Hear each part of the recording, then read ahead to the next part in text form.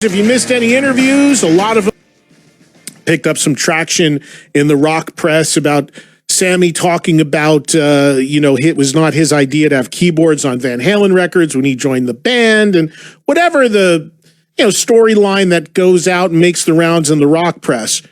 Well, yet last week, completely without trying, completely inadvertently, this show made the most news it's probably ever made in its history because we crossed over into global gossip press. And you may be saying to yourself, with what? What happened? Well, I don't remember. Well, neither did I. At the time it happened, it seemed completely like nothing.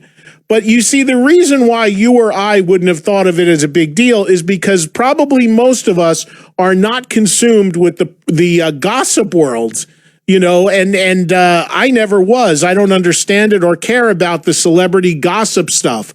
But last week, if you were listening to this show and you heard the interview with Gavin Rossdale, all I did was ask Gavin, because he was talking about being in quarantine, about his children. So last time Gavin Rossdale was on with me, it was in person in the studio in LA. It was Sirius XM Volume, Channel 106. For two massively important, influential, and iconic metal albums, both for different reasons. But interestingly enough, today, on this exact day in 1980, two legendary metal albums were released. One being the debut album from Iron Maiden, simply titled Iron Maiden. And also on this day, 40 years ago, the sixth studio album from Judas Priest, British Steel. Of course, the sixth album, but for many, especially in the U.S., the breakthrough album for Judas Priest. So it's kind of interesting that they released these albums, both bands, on the same exact day, same exact year, 40 years ago today. For Iron Maiden, it was a band that seemingly came out of nowhere to American audiences. And I think that for a lot of people, what drew them initially to Iron Maiden in those earliest of years, again in America, because in England it was different. Both of these bands being British, they had some history there earlier. They kind of got some roots down there earlier. And Iron Maiden was touring on the club circuit in England for years before this first album came out 40 years ago today. But here in America, they had never come over before, and it was really the release of this album that put them on the map and got people initially interested. And what's fascinating about it is both of these bands had shared history early on 40 years ago. So they both released Maiden's debut and Priest's breakthrough on this day 40 years ago. And both bands sort of tied together in a way. And that's what I find interesting about this. Not tied together in any way, except for they're both British metal legendary bands. But if you think about it, Maiden, different management, different record label, got their first album out a number of years after Judas Priest, but tied together in the sense that for many, the first time they saw Iron Maiden was in some conjunction with Judas Priest, because on those earliest tours, Iron Maiden toured as the opening act for Judas Priest.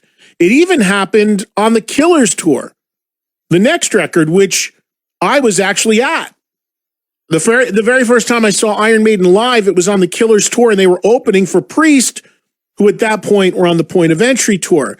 So there's always been sort of, and we talked about this last week, there's always been sort of a rivalry between these two bands. And he touches on that in his book. But there's also a lot about what happened 40 years ago that is inherent to their stories. For Maiden, it was just getting started with the world finding out about them. And for Priest with British Steel, it was finally about breaking through and having a hit record. So it's really fascinating the historic nature of what happened 40 years ago today in the world of metal. And as I talked about on last week's show, we had a few emails, people just questioning and talking out loud about this. There's no argument that Iron Maiden now has become, without question, a much, much bigger band all over the world than Judas Priest. Doesn't matter which band you like better or not. That's not what it's about. Just statistically, it's really not even close. But you don't know who's to say what would have happened with Iron Maiden and what their career and course would have looked like if it wasn't for the early help from Judas Priest by exposing them to their audience, because it was a very like-minded audience. I mean, most people who are into Judas Priest liked Iron Maiden and vice versa, and still do. Which is why it's kind of baffling that Maiden is so much bigger of a draw.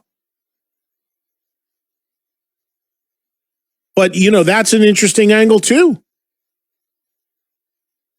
Because without that early connection and affiliation, Priest really helped Maiden out, I think, a lot very early on like that.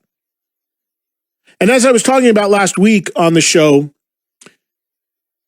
KK talks about in the book, there was always this perceived dislike or rivalry between the two bands. And KK finally addressed that in his book, Heavy Duty, which came out a year or two ago, is saying that that actually is true, that they felt disrespected by Iron Maiden, and that Iron Maiden really didn't seem appreciative enough at the time, being young, punky kids, of the opportunity Priest were giving them. And I think Maiden probably pushed Priest a little bit at that time, and probably threatened them a little bit in terms of just how powerful they were. Even though at that time Priest was very much at the top of their game, it was still